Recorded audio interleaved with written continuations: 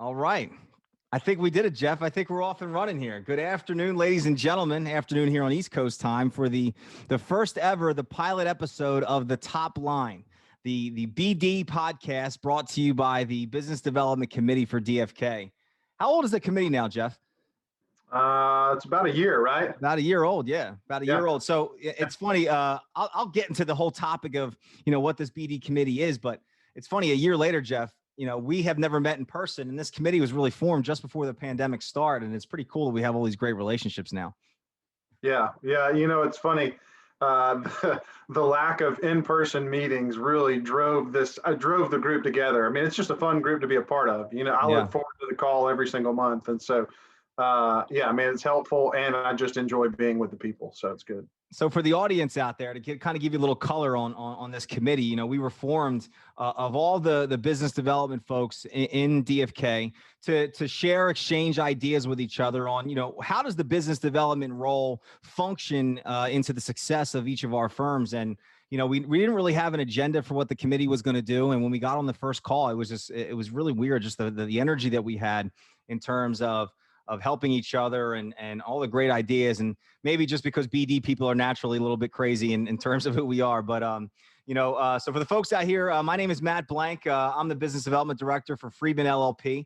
I am the co-chair of our BD committee, and it's my pleasure to introduce my esteemed colleague today, our co-host and co-chair of the BD committee, Mr. Jeff Jacobs from Wilkins Miller. Jeff, how are you today? I'm good, Matt. I'm good. Yeah, I'll introduce myself real quick. Director of Development with Wilkins Miller in Mobile, Alabama. It's where I'm currently located, so about as far south as you can get before you hit the water. And I've been there 2 years now, as a matter of fact. So it's been a great ride. I've really enjoyed the role. They say time flies when you're having fun, right? That's right, man. That's right. What were you doing before Wilkins Miller? So always in sales, right? So I started out of college selling sunglasses in the mall, in the middle of the mall. Man, you learn a lot selling anything in a mall. And so learning to deal with people and difficult people and how to overcome objections and all those kinds of things. And so hold on. Were you the type of person that would stop? If I'm just walking in the mall, would you stop and say, hey, a pair of Oakleys would look great on you, and try to get me to stop and catch my attention? Was that your role? No, sir. No, sir. So I let them come to me. That's always been my gig, is letting them come hard to get. That's right. That's right. And it was a fun job, man. I enjoyed the people that I worked with there. And then from there, that's the job I had throughout college. And then once I graduated from college, I got into IT and did a couple different things in IT. Started out in a support position. It's actually a funny story, Matt. I started out in a support position for an IT company with the idea of going into sales. And after about a year and a half, I had worked my way into a permanent position in support. And it just wasn't for me. So I went and told my boss, I was like, hey, look, I appreciate what you've done. I appreciate all the time, but I got to try sales. I want to go try sales. And he told me right then and there, he said, you'll never succeed. He said, you'll never succeed in sales. And I have never forgotten it. And so that really pushed me towards sales. And so from there, I went to work in the finance industry. Actually, it was a day trading school, and I sold the education. It was super fun. Had a really great group of people there I worked with. And then from there, I got back into IT. And then the company that I sold for when I was selling IT, that was really great. That's when I first started really selling B2B CFOs, CEOs, dealing with executives and learning, what's important to them, what are their priorities, those kind of things. Yeah. So that company got bought out. And when that company got bought out, it wasn't good for the side that got bought out, in my opinion. And so I was actually looking at job boards one day, and there was a job posting for a business development position for an accounting firm in Nashville. Right. And so for a long time, I'd been friends with a partner at Wilkins Miller. And so I thought, man, that's really cool. I like the idea of that. And so I called my friend that's a partner at Wilkins Miller, said, hey, I don't know if you've ever thought about this, but I'm looking at a job in Nashville, and I'd like to just talk to you about it and get your opinion. What that partner didn't know and possibly still doesn't know to this day is I was never taking the job in Nashville. My wife is never moving out of Mobile, Alabama. I wanted him to think about it for Wilkins Miller. Wilkins Miller is a great firm, great reputation here in our town. So I wanted to work for Wilkins Miller. Long story short, we went and had lunch, talked for about 2 hours. And then a couple months later, I had a job. And so I guess now he knows that I lied. I know. I'm sure he knows if right he's now. watching this. Surprise on you. That's great. That's a great story. So, back from the sunglasses thing, I'm assuming, you learned a lot about just catching people's attention and having fun when people are just at the mall. And then that locker room material you mentioned, man, that gave me chills when you said that. You'll never be successful. I'm assuming that just every time you're probably digging down deep in terms of, finding new ideas and following up with a prospect for the sixth time, you think about that person saying that to you. That's he probably didn't mean well, but I'm sure it did mean more than anything else to propel you into success. It definitely drove me, man. I'm a former sports guy, right? Played a lot of sports growing up. And that just brought the competitor out when he said it. I was like, no, okay, I get it. I hear what you're saying, but I'm going to go do this. And I did. And so far, so good. We'll see what the rest of my career holds. Well, wherever that gentleman is in this day in life, I wish him success, and I thank him for that line, because if he probably didn't say that, maybe he wouldn't be here with us, joining us on this beautiful podcast pilot episode today. That's right. That's right. So, and that's great. Jeff, it's funny. I started my career also in retail sales. My first real technical sales job was at Best Buy selling cell phones. And I only wanted to work in that department because my friend that I went to high school with worked in that department. And Best Buy was a commission-free store, so we didn't make commission on whether we sold a Cellular One at the time, or AT&T or Sprint. But every one of them had reps that would come in and help train the Best Buy salespeople how to sell different cell phones and whatnot. And this is in 99, right when cell phones kind of started to come out. I had a crush on the Sprint rep who would come in every other Saturday. And every time she would come in, I'd always want to try to sell more Sprint phones to try to impress her, to get the courage to ask her on a date. And she was like 10 years older than me. I never had a shot. I was like 17 years old, right? But I had this idea that if I were to impress this person by getting people to buy X product, maybe that would benefit me at some point, right? And I remember thinking to myself that I wasn't selling the cell phones based on, what brand name would be a part of it. But when I started to talk to the consumer as they would come in, they would tell me how they use a cell phone or what they plan on using it. And Sprint just happened to be the best version for them in Northeast Philadelphia, where I grew up. But yeah, man, like you, retail sales taught me a lot of the bones about how to deal with the general public and how to, get people excited about the purchase they're going to make, and it's no different now. And how do you take care of people and make sure that you understand what's, important to them? And I think that's one of the big things that we've kind of pulled out in the BD committee is taking care of people and connecting with people, and I'm assuming that you apply that every day to the people that you work with at Wilkins. Yeah. I mean, gosh, it's everybody knows this in the world of sales, but it's so much easier to increase revenue out of your current client base than it is to go find new clients, right? And oh, by the way, in increasing that revenue, you're helping them. I think what a lot of accountants can have in their mind when they think about selling is, I'm selling something. But really, sales is 100% about belief. Right? If I believe in what I'm selling, then I'm actually helping that person, right? And I can't help but talk about whatever that thing is that I know that will help them. It's like when you go see a movie on the weekend, right? And you come back to the office and you're talking about, stuff with everybody else in the office, and you saw this great movie. What's the first thing you do when you're talking in the kitchen with the people you work with? You tell them about the movie because it was awesome and they need to go see it, right? Sales is no different. If you 100% believe in the product that you're selling, then you're actually consulting and you're helping. And that's the way I try and view sales is, if I'm selling something, it's because I think it can help. Yeah. And so that's a tough mindset thing to kind of get through sometimes. I remember speaking about movies and having such a good feeling. I love Leo. I'll watch any Leo movie that comes out, right? For me, Leo is one of my top actors that I love. And I remember when Wolf of Wall Street came out, I went and saw it with all my sales buddy friends. And we thought it was just the best movie in terms of, just getting us excited about, what Leo did in that movie. Right now, the character that he played was obviously a very bad person in terms of ripping people off and whatnot. But I remember coming back and telling my wife about that movie, and I was like, I love Wolf of Wall Street. You should watch it. It's great. Let's go watch it. And she likes Leo too. The whole time she's watching that movie about him just being a complete knucklehead, she's just looking at me the whole time like, really, this is what you like in this movie? You know, it was one of those things like, oh, maybe it wasn't the best movie after all ever. You know, babe, I really liked it, but not so much. Yeah. So what's your favorite Leo movie then? We'll just stop a second and like tell us what's your favorite Leo movie. I mean, I could. They're now favorite of all time. I would probably say this is probably the this is a hard one, man, because you got Titanic. That's really up there. That's really where he came out. The Departed was a great one.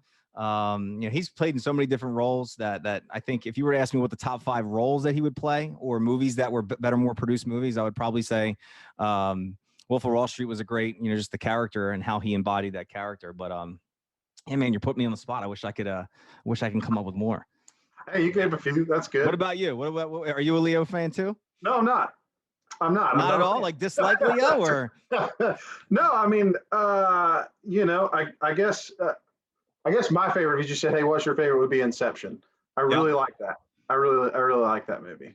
So, I'm a big fan of dreams and waking up in the morning and trying to memorialize my dreams because, you know, when my brain is still going, when my body's down, I always think about like just the things and the experiences that I have. And it's so funny that when I even create relationships with new folks, let's just say I meet you and we're having this podcast today, right? Maybe 2 weeks from now, I might have a dream about having a podcast, or I might have a dream about playing golf with Jeff Jacobs. You know, I might have this, but it's for some reason the dream still pops into that. But when I joined Friedman, the first thing I talked about in terms of like my role in business development, what was important to me was creating that connection with people so that it mattered and they remembered it, you know, whether they remembered it subconsciously in their dreams or not, but creating memories that matter really, I think, is the epitome of what we are trying to do and build connections with folks. And I know today we don't really necessarily have an agenda per se, because this is our pilot episode of the Top Line podcast. But, you know, I really do think the common theme when we're talking about building relationships with folks is creating a meaningful connection, right? And if you can get someone to like you and then further get them to trust you, then you can get them to buy from you. And too often times we think of sales of trying to just grow the quote unquote top line and get new people to hire us. But there's so much that goes into, specifically in a professional services. And I look at our roles specifically to support our firms to help see how can we get better to create those connections. Yeah. I mean, there's a quote that I try to remember as I go throughout my day. I think it's a Maya Angelou quote, and it's pretty popular. But it says something like, "People won't always remember what you do, but they'll remember how you make them feel." Right. Yep. And so one of my goals in life is when I'm talking to somebody, that they know that I care. Right. That they know when I am spending time talking to them that I'm not thinking about myself, that I'm invested in them. That goes with my wife, with my kids, right? And that's really hard. That's a really hard thing to do. It's a really hard thing to sort of submit yourself to whatever it is that person's trying to accomplish, because we all have this thing in us that wants to achieve whatever it is we're after, right? I have it. In every single conversation, I have to mindfully back away from the conversation and say, okay, Jeff, this isn't about you. My dad was a baseball coach, right? He was a baseball coach for 30 years. If he told me this once, he told me this a million times. I heard it every single day. It's not about you. He said that to me every single day, and he lived it too, right? Mm-hmm. So he didn't just say that to me and then made it about himself. He truly meant it. He said, it's not about you. And so when I go into my conversations, whether that be external or internal, I try and remember that, right? It's not about me. And if we can do that, if we can remember that it's not about us or it's not about me, then the connection happens like that. Yep. Because then the only other person we can be about is the other person that we're talking to. And there's so many ways we can take this conversation, but you know, when you say people remember how you made them feel, right? And there's so many things we can talk about. And as I'm talking here, an email just came over, and it's so often when I think about emails, when I talk to our people about, you know, how do you personalize an email? That even though you're writing something into a computer, there's another human being on the other end of that computer, right? So when they read that email, how are they going to perceive what you wrote? You know, and sometimes it's just simple as saying, "Hi, hope you had a good weekend." You know, it's something simple that could just make it an easier conversation to digest, as opposed to getting right into the meat of it. You know, I look at just email communication, just the way technology is now. People are you know, so quick to just exchange information and forget about the feeling side of the business, you know? Right. When I look at also, when you talk about the what's in it for you, one of my first sales coaches ever taught me that same thing. He says, Matt, when you're having a conversation with someone, you should be thinking about everyone's favorite radio station, WIIFM. And I said, what is that? He goes, WIIFM is what's in it for me radio. And if you can think about that other person's agenda or incentive or what's going to make them, you know, have a more fulfilled life or look better to their shareholders or make more money or save time or just figure out what that is. Let's just say they had a bubble above their head. And if I were able to figure out what those key things are in the bubble above their head, and I was able to guide the conversation around what's important to them, you know, and be more interested in them than opposed to me being more interesting, I can be more successful in generating, you know, genuine relationships with folks. And that's really the ethos that I live in. Is just how do you create a authentic relationship with someone so that, you know, they scream your name to the high heavens when anytime somebody needs the services that you have. And I think that's really what our roles are, you know? Yeah. And it just doesn't come naturally, right? You really have to be intentional about being unselfish. Quite frankly, I mean, you really have to focus on it. And you know, the way I tell our people or our accountants is, you know, your job, because they always ask me like, okay, I'm going to this meeting. What should I do? You know, let's just call it a coffee. It's just a regular coffee, and they're like, all right, what do I do? I always tell them, look, you can't ask enough questions. If you find yourself wanting to make a statement, stop and ask another question. Right? Because ultimately you just want to find out what that person's trying to accomplish. And I give the example, you know, you might be in the middle of the conversation and they're like, yeah, man, our pipes busted at the house. You know, now I got to go find a plumber. We got to fix all this junk. And you leave the call and you never talk about a plumber again throughout the process.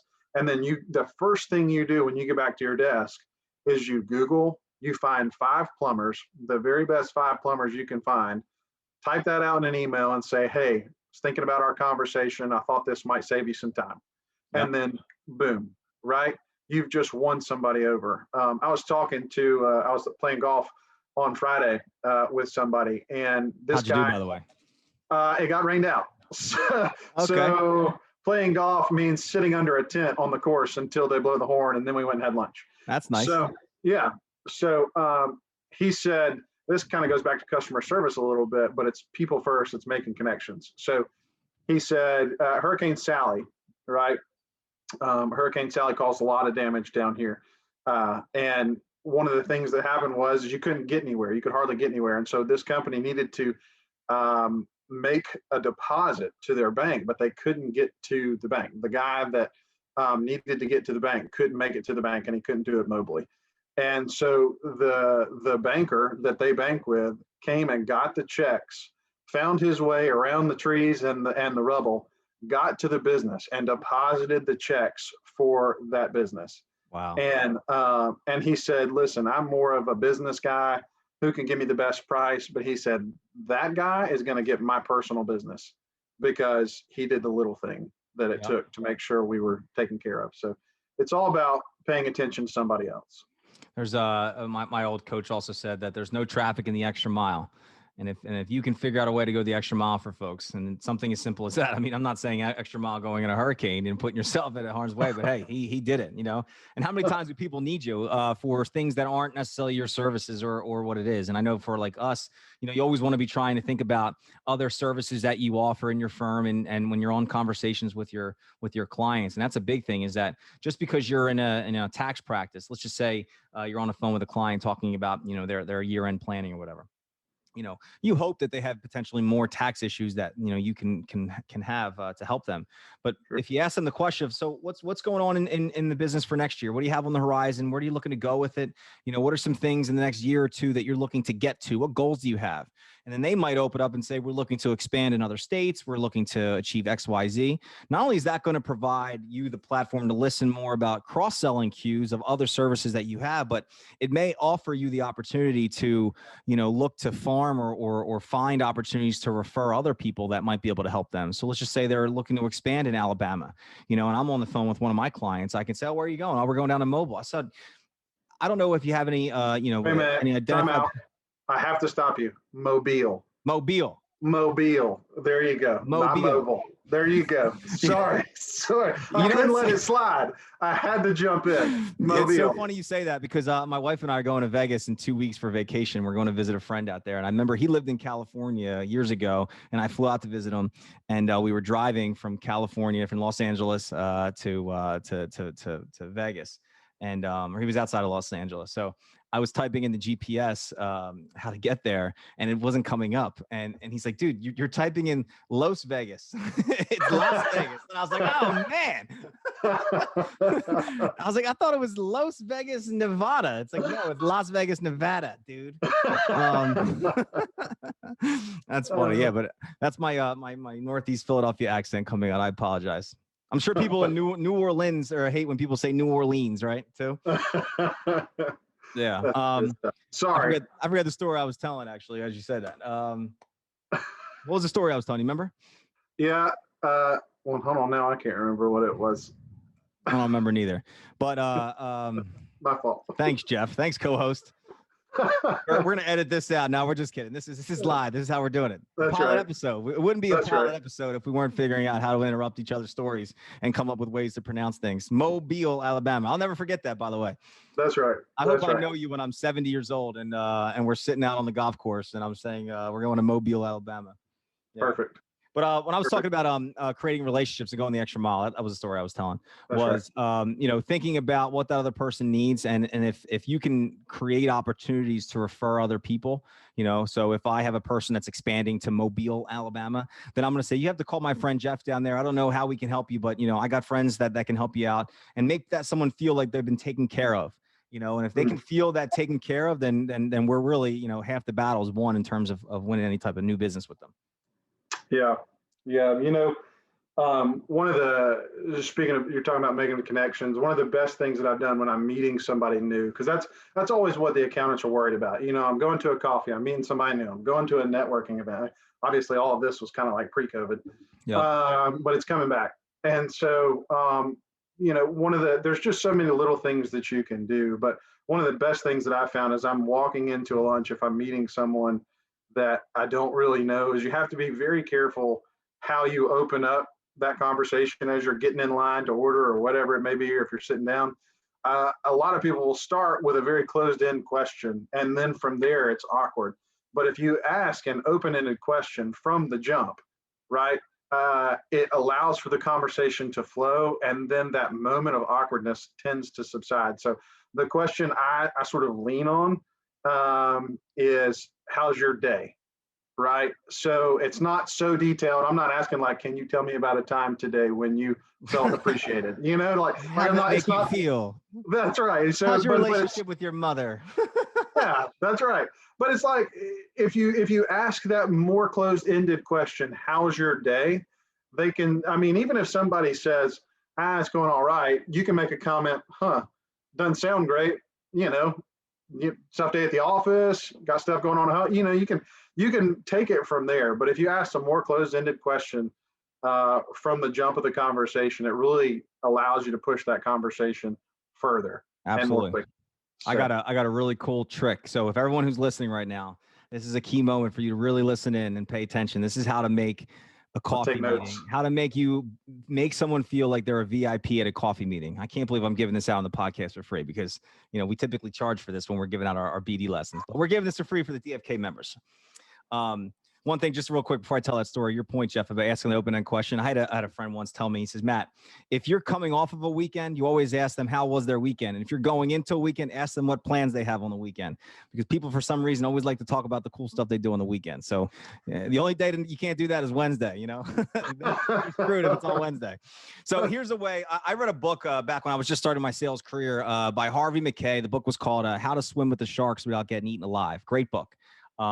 There was a chapter in it about how to make someone feel like they're part of a private club without actually being at a private club. And the specific note in the book, not to give the whole thing away, but the specific book note in that chapter was paying for the tab without the person knowing. So being able to call the server over and get the credit card already taken care of so that they feel like it's on the house. Well, I applied that to a Starbucks or a coffee meeting, and it worked for me every time I took someone to coffee. So here's the thing. So Jeff, let's just say I'm taking you to coffee. We've never met before, right? Now let's assume everybody does their diligence, right? They're going to go on your Facebook and they're going to find out about you, see what you look like, and see some sort of talking points. But if our meeting was at, say, 10 a.m., most people are going to show up to that meeting at 5 of, 10 of, right? Stand maybe by the front and wait for you to get there. But here's what I do. I get there about 20 to 30 minutes early. The reason I get there so early is that I want to find the best spot in the house, in the place, so I can sit down and figure out what is the least distracted area so that we can have a conversations without distractions. And I learned this lesson. I remember I took a person in my former role before I was a Freedman to a coffee, and it took me about 8 months to get this guy to come to a coffee with me. And finally he agreed. And I showed up like a knucklehead 5 minutes before, and he wasn't there yet. But the only table that was available was right at the front door. And it happened to be like a late January day in Philadelphia where it was super cold outside. So every time that door opened, we got whisked with cold air in our face, right? So I could have been hitting like my money question that I want to ask him, right? And a cold air come in and he completely get distracted. I remember it was one of the worst meetings I ever had because it was only 20 minutes and it was just so cold. So first thing, first place to get your seat is always back by the bathroom, as far away as you can from the front, because you want to be as least distraction as possible.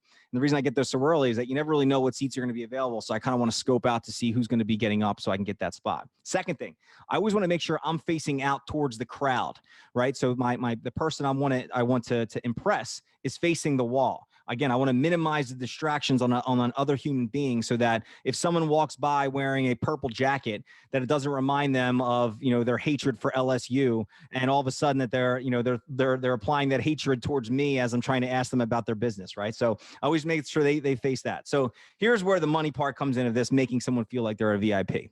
Let's just say, Jeff, I asked you to coffee. If I wait in the front of the line for you to show up and I have our seat and we're ready to go, when you arrive, I have about 2 minutes to try to get rid of that awkwardness, as you said, right? So the awkwardness is now we're waiting in line together. I can't buy you a coffee before you get there because I don't know if you drink coffee, tea, what you drink, how you take it. It's not like back in the old days where you buy somebody a cup of Joe and it's either sugar or cream, there's so many different variations. So you have to order your own drink. So now that forces me to sit in the line with you, right, and wait. And as you're trying to figure out what you're going to drink, I'm trying to build rapport with you. It's awkward. And then we get to the most awkward part of the whole thing is when, the bill comes, it's 12:46 and Jeff's like, no, I got this. No, I asked you to coffee, Jeff. And you're like, no. And there's just this weirdness. So here's what I do. I get there a half hour early, I get my spot. I'm going to talk really like this is a secret I'm telling everybody. So everybody lean into your speakers here. I go up to the barista half hour before the meeting. I say, hi, my name is Matt. Can I buy a $20 gift card? Make a transaction for a $20 gift card. And I say, can I have a large, whatever? Can I buy it with this gift card? And what's your name? John. Thanks, John. John, listen, I'm meeting someone really important today. His name's Jeff. When he gets here, do you mind if I introduce you to him and you just get him anything he wants? Keep this gift card back behind the counter. Just tell him it's all taken care of. And that way he can order what he wants and he'll just come meet me for our coffee. Is that okay if I introduce you? Obviously, John's going to say yes. And all the times I've done this, hundreds of times, no one has ever said, no, we're not going to do that. Right. So no matter where you go, people do that for you. So then you walk in, I have my spot in the back. I come and greet you at the front. Hey, Jeff, Matt, nice to meet you. Thanks for coming out. John, this is my friend Jeff I was telling you about. Jeff, this is my friend John. He'll take care of you. He'll get you anything you want. I got a table back for us there. So get what you want and I'll see you when you get back there. Now I leave you alone, right? You're there to order in peace and privacy. And you get that couple minutes to warm up. And by the time you sit down, we're already 10 steps ahead looking like a VIP because you sit down, we're ready to go for this meeting. And if you only have 30 minutes to meet someone, and if you can start that momentum before minute 1 of the meeting, you're already winning. Hey. I can see the hairs on your beard standing up there. Look at that. I like that. I like that. That is, man, that's next level. Really. I think Maureen and Rachel should send an invoice to everyone that's listening. As soon as this is done, they should get like a 50-cent invoice in the mail for membership add-on for that really cool piece. But yeah, I mean, anything goes back to just that's great for people, right? If you have people over at your house for dinner, you want their experience to be as best as possible, right? You want them to feel comfortable, and there's no difference in creating a new relationship with someone, networking to get business from them, or develop a relationship than having them at your house for dinner. Love it. I love it. So a pet peeve of mine when you're trying to set these meetings up, right? A lot of times somebody will call me, they want to sit down and meet. and they'll send me the invite, and the calendar invite, right, has my name in it, right? And so I'm like, okay. And then I get to that week, and then all of a sudden it looks like I'm sitting down. I'm going to meet with myself. So for everyone listening, please, this is a very client-centric thing to do. You do this for your clients, do this for your prospects. When you're sending out a calendar invite, send your name. So put your name in the invite and your company, and you can put theirs in there too, but make sure your name is in there so they know who they're meeting with. And I hate when that happens, right? I get that invite and then I don't know who I'm meeting with because it's got my name in it. I love that. I love that. And I think it gets to the point of people saying, you got to make it such an easy process for them, right? So if by you sending the invite, by you asking them when works for them, ask them for a couple options, our job, and not just BD, but just in anybody in service, professional services, is to make the life of the other person that you're about to potentially work with or refer easier. And if you can do that by creating an invite, writing the right name at the top of the invite, all that is the point. Yeah. Yeah. And, all those things, it's just like everything else in life. It's the little things over a long period of time that make the difference. Yep. Right. And so if you're trying to get a new client, and if you do those little things over a long period of time, eventually that builds trust, which is ultimately what making connections is all about. Absolutely. Right. All we're trying to do is build a little bit of trust. So that way we can start that relationship off on a good foot. So. Right. The small, consistent things. I wish I would have told that to myself when I was getting off my my exercise bike today. I was like, it's the little things, blank. Just 20 more minutes. You got this. I was like, I'm going to do this again tomorrow and again tomorrow until I lose that third baby weight that I put on. We're almost back to our fighting weight, Jeff. We're almost back down to where we want to be. Oh man, I'm not.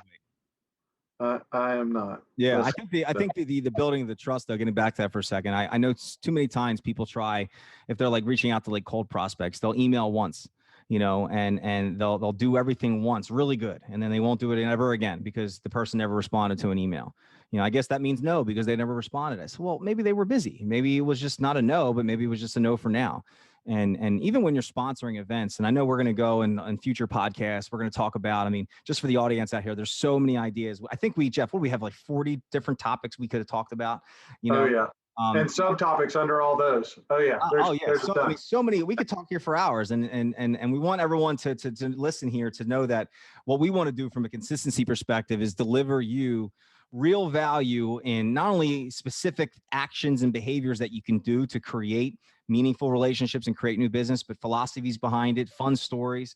But when you talk about these little consistent things, Jeff, and building trust, too often times when let's just say we're going after a cold prospect list, we'll email them once and that'll be it, but it's the people that follow up 5, 6, 7 times, and are in front of you in different channels, in different areas. They're the ones that are really winning because they're persistent. And that's the best salespeople I've ever been around, are the people that are persistent, that are self-aware, and that are authentic. Yeah. So I'm a dad, right? I have 4 kids. Nobody knows this better than kids, right? No means nothing to them. Preach. Right. Hey, Dad, can I have this cookie? No, you can't. And 5 minutes later, hey, Dad, remember that cookie? Can I have that? Nope. No, you cannot. And then we do this about 10 times. And then all of a sudden I'm in a space where I'm happier, right? Maybe. And, now I've got the time to like actually get the cookie and hand it to them. And guess what? They get a yes, right? Yeah. And maybe it's not that day. Maybe it's the next day or the next. But if we could be a little bit more like kids in this area, like, don't worry about no. It's not a big deal. It's not personal. That's the thing that I think people really have a hard time with, is when they make the ask, hey, can I get a meeting? And the answer is no. It's not personal. They're not telling you no. They're telling you no for now, or just no to the opportunity for now, or whatever it is. But it's okay. It's not a personal thing. It's just, you got to have a little more. You just got to know it's the little things over a long period of time. So I have 3 kids too, 3 daughters, and my 5-year-old, when I tell her no to a cookie, she takes that very personally.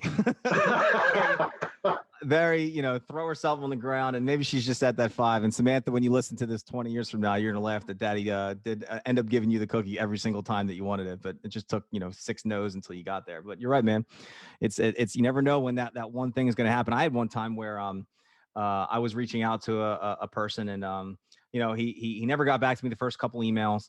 And I do want to talk about this. Just came a thought about the different styles of selling. I want to talk about that in a second. But I was trying to get this cold prospect who had no idea what my company was and who we were and what we did. But I was just trying to get his attention, to get him on the phone so we could have this conversation.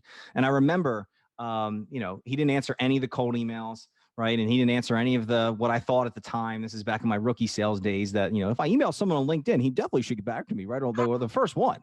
For sure. And if I put all my value props in one email, he's definitely going to respond to that.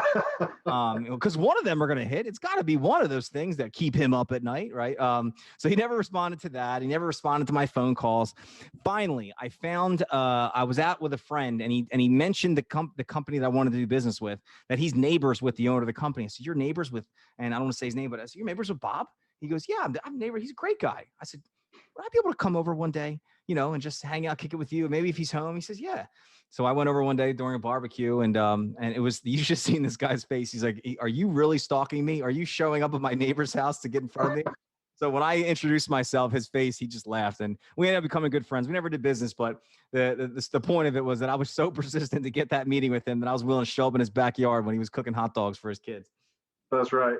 And man, sometimes it doesn't necessarily take that intention to go after those specific people. A lot of times, if you're just putting yourself out there, right? Like if you're just building relationships, like, you had that relationship with this guy, so you're able to go to the barbecue. And so a lot of times it doesn't have to be that specific. I know that's hard for accountants, right? It's hard for accountants to do the cold work, right? They don't have time for that. But one thing I think they do have time for is putting time in a relationship. Some of them may have time for that cold work, right? Yeah. You and I, it's what we do. So we have time for that cold work. But just putting yourself out there to build relationships, you just never know what could happen. I remember one time back in my old life, I was selling IT, and we had a family friend, right? He runs a big, I won't say the name of the company. He's in manufacturing, a big manufacturing business here in town, one of the bigger ones. And so I was like, so I called my mother-in-law, and I said, "Hey, I know he's a family friend. Do you think he'd be okay if I just called him and stopped by and talk?" And so she's like, "Sure." So I called him. He's like, "Yeah, come on by. I'd love to spend some time with you." I mean, all I said was, "Hey, Bob, I'd love to just come sit down with you and hear your story." That was it, right? And so I went and sat down with him. We talked about everything. We talked about, family and faith and kids and all the different things, right? And then he finally got around to asking, "So what is it you're doing?" And I said, "Well, I'm selling for an IT company." He said, "Really? IT? Man, that's a huge headache for us." And so lo and behold, this was a long sales cycle, but probably about a year later, we closed the biggest deal in our region that had ever been closed. And it was all because I just put myself out there and was trying to build a relationship. And that's really all it is. Are you good at poker? Were you able to keep your face straight when he said, "That's a big line"? Mostly. I'm not good at poker, but I was able to keep it straight. That's good. I have actually a real similar story. When I first joined Friedman, I was friends with a guy who sold season tickets for the Sixers, and this is back in 2016 when the Sixers were absolutely terrible. Nobody was going to the games, right? But I would invite him to events that I was going to. He was just a generally good person, right? And I liked going to events with him because people liked being around him, and the environment we created was a great networking environment. Even though for me, value-wise, there was no way a salesperson for a professional sports team was going to be a potential client for us, right? But we go to different events, and he invited me to one of their events that the Sixers was hosting. They co-sponsored the Dadville Regatta, which is like a rowing event in Philadelphia. And I remember it was a Friday around 2:00. The event, it was in a tent right off of the river. It was a cold day. It was rainy. There was nobody going to this event because it was just a complete, miserable day outside, right? But I already committed that I was going to go to this event for him. He said, "Man, we got people dropping like flies. Are you still going to come?" I said, "I'm absolutely going to come." To him, I was just a body in the room that was a friendly person that would make their people feel good, right? But to me, you never knew who I was going to meet. So I walk in, I say hello to him, a couple other people, and then there's probably about 10 people in this big, massive tent. So I go to the front to watch this rowing race, and there's a gentleman sitting there by himself. And I just introduced myself, and we talked the same thing about family, life, everything. And it was probably about after a half hour, he asked me what I did, and I told him, and we didn't talk directly about accounting relationship right away, but golf came up, and I said, yeah, man, I'd love to get in touch with people, play golf. He just was a nice person. I didn't know this at the time, but he was one of the most successful season ticket holders that they had. He had front row court seats. He owned about 10 different businesses all around the country. He lived in the penthouse of the biggest building in downtown. I didn't know his name, but I was just a genuine person, and I treated him like a genuine person. He turned into being one of my biggest clients after the first year of Friedman. And the reason he hired us is because he said, because blank was he calls me blank now. He said, because blank was never selling to me. He was just a genuine person that I liked. And when the time was right, and when I was thinking about moving all of my stuff over, Friedman was there, and he's been with us ever since. And it just goes back to, if I didn't put the time in with the relationship with the Sixers sales, I would never have been there in the first place, And I guess that's a key lesson when we talk about building connections with folks, is that you never know where it's going to come from. So you have to treat it as such. It is going to be the biggest client of your life, Yeah. Yeah. And, there are ways that you can, without doing all the cold work I was talking about a second ago, kind of like what you're talking about, just being intentional. But you can be intentional in specific ways as you're building relationships. You don't have to just build any and every relationship. Find those relationships. Well, one thing that I try and do is I try to be strategic about the people that I'm spending my time with, right? So there are certain industries that lend themselves to being able to send an accounting firm business, right? A lot of that's professional services. One of my best strategic, what I call centers of influence, the people that I choose to spend my time with, is a commercial insurance guy. He's a hustler. He's known throughout our area for doing really great business. He works with some of the bigger businesses, so the type of business he's after and the type of business we are after are the same thing. And so, I could go choose to spend that time somewhere else, but I'm being strategic about the who. And I think you can set yourself up with 3 or 4 of those types of relationships and really increase your chances of getting a referral, right? And making that connection. So when you're making a connection, it doesn't have to be random. It can be very strategic if you let it be. Absolutely. I tell our accounts all the time that, going to do business development activity doesn't mean to just go pick a random networking event, slap a name tag on, and collect 10 business cards. It's thinking about, okay, who are the people that I have already built like and trust with that I can align with, right? And being strategic. The point I wanted to get to earlier that I just remembered was my 2 styles of business development that I apply, and we talk about intentionality. And these are real simple concepts to think about. The first one is farming. Right. So if I'm a farmer and I'm planting strawberries, blueberries, and raspberries, right, that's the audience I want to go after. That's the product that I'm selling. Right. So if I'm just planting that, I'm going to plant those in the right spot. I'm going to water them every single day until those seeds sprout into some sort of a plant, until they bear the fruit, so that I can pick the fruit and then go sell it at the farmer's market or eat it for my family, whatever. But farming, very strategic in terms of business development, in terms of who are the people I want to surround myself with, and then proactively watering those relationships over time. Slow drops of water and giving them love. My wife just started to build a garden in our backyard. It's taking up a good portion of our backyard right now, but I'm hoping next year to get some jalapenos and fresh ones for dinner. But anyway, taking those key attorneys, those key insurance folks, those key bankers that you don't need to know a million bankers, but if you know the right 3 or 4 and they are your go-to person, if they're sitting with a client in their office and that client says, you know what, my accountant just did not show up for me in 2020, and I'm just really thinking about making a change. You don't want that banker to say, here's 3 firms that we know. You don't want that banker to say, here's 3 firms that we know. We work with this one the most. You want that banker to say, yeah, here's 3 firms that we know, because they obviously have to give 3 for compliance, but here's my boy, Matt Blank. You should call him, right? Like, that's what we really want that person to. That's the behavior we want. And the only way to do that is to farm that and to put a lot of water. Now, the other style, hunting, this is a completely other style of business development that also lends itself into our industries, that, I want to be able to eat, elk tonight, right? So if I'm going to go find the elk, I need to go position myself. Where are the elk? Where are they? When are they feeding? When are they going to drink? What are the arms that I'm going to keep on me? time out my day so that I can be in the right position so that when that elk presents itself to me, I can then hunt the elk so my family can eat for the next month. So if I want to do business with an X company and they have no idea who my firm is, I need to be strategic in figuring out who are the decision makers in that firm, who are the people I need to be in front of, who do I know that know them, where do they spend their time, what not-for-profits are they on the board or do they support, so I can strategically place myself in front of them to get that, to manufacture that relationship. And too often times we just think that's out of our realm because, there's no way they're going to ever hire us. They have no idea who we are. Well, we have to be the ones to be intentional about doing that. And I think that's the farming and the hunting approach, being purposeful in your mindset, I think absolutely can lend itself to help you be more successful. Yeah. Back to the farming idea.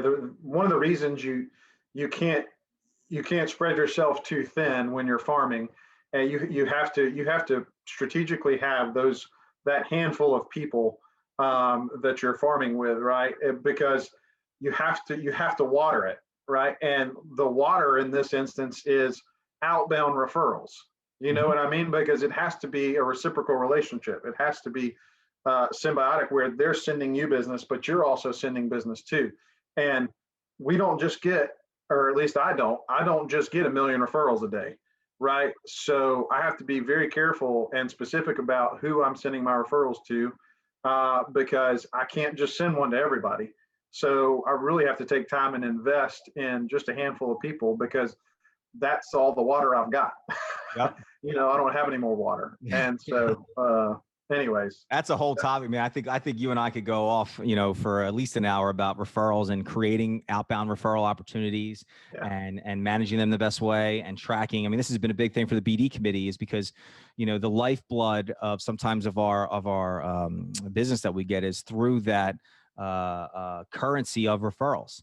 And the most value we can add to the people that we are around are giving them, business that hires them. The second most valuable is business that doesn't hire them. Below that is introducing them to other potential influencers or COIs that you mentioned, inviting them to events, sending them articles. Like there's so many things that you can do to add value to someone so that they put you at the top of their list. And I think that's going to be a big topic that we're going to want to cover down the road. And I look at, we've been talking for the last 50 minutes or so, and I know we originally said 45 minutes. Well, that'll be their first one.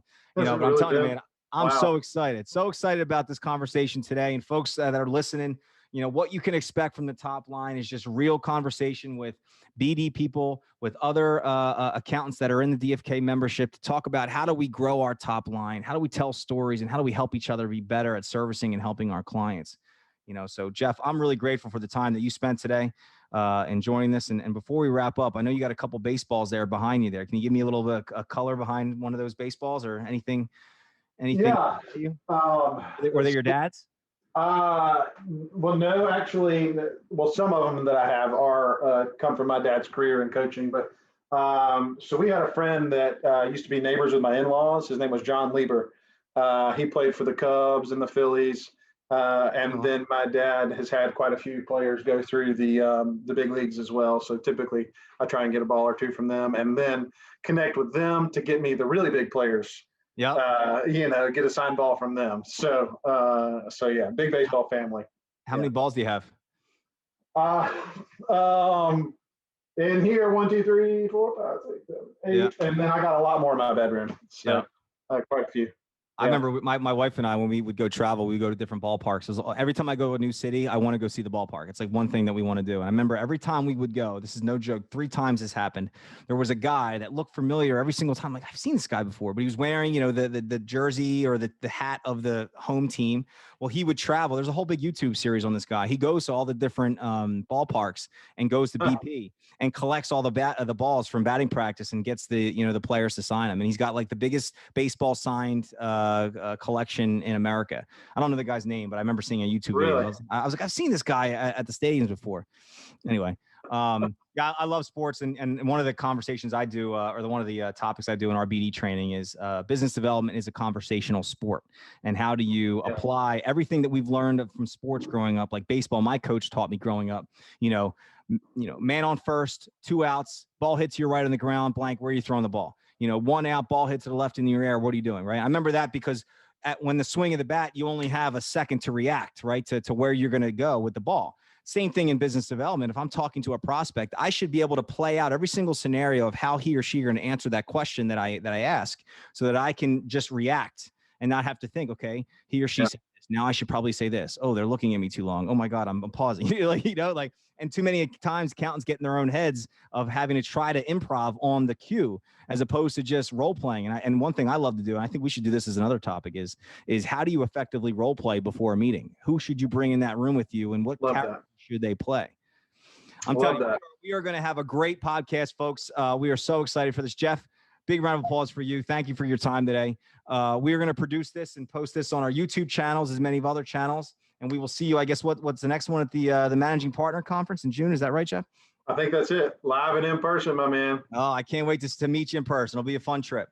That's right. I appreciate it. Ladies and gentlemen, thank you all. And thank you for coming to the Top Line. We hope to see you soon. Have a good day. Bye-bye.